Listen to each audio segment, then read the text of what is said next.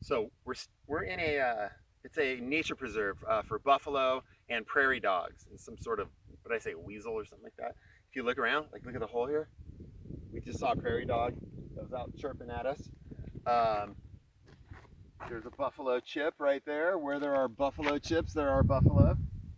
But let me tell you what happened with the Arikara. And on October 11th, the next day after the meeting, the chief came back and said that he was very happy to have Lewis and Clark pass through and this agreement with them, this trade agreement. Lewis and Clark had asked them to make friends with the Mandan, who they're at war with, and they agreed to do that, whatever that means.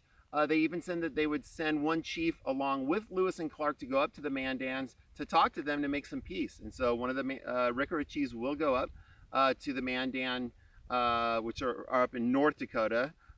This is northern South Dakota, is where we are here. But the Mandan are north of what is now Bismarck, North Dakota.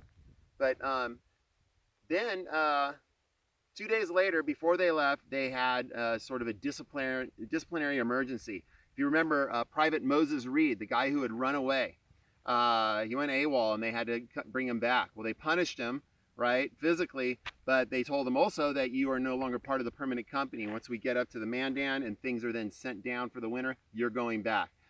So he was out of the military. He was going to go back with the French voyagers. Well, the whole time he had still been kicking up trouble. He'd been trying to get in the minds of the other privates, telling them what lousy captains these guys were. And he finally got in the head of a guy named John Newman, who decided one night when he was drinking to cuss out the captains. And he backtalked the captains and started screaming and yelling at them. So William Clark had him arrested, and they began drawing out papers once again. And the decision was, because they already took care of Moses Reed, but with John Newman, they were going to give him 75 lashes. And then also, once they got to the Mandan, spent the winter, he was also going to be released from the military and sent back down the river.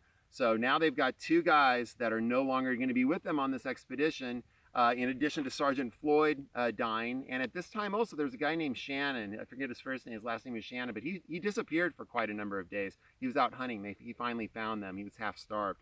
But anyhow, oh, he survived, by the way, by sticking sticks into his he has a rifle, but he didn't have any balls. And so he stuck, shut up, Ethan. So he stuck sticks in there, and he actually killed a rabbit with a stick coming out of his rifle. But anyhow, the and when they went to give the punishments, the Arikara chiefs were there watching, and they had never seen anything like this. And they started laying on the lashes, and the Arikara chief actually started crying. And he cried out and he begged them to stop. And they said, "No, sorry, this is what we're doing."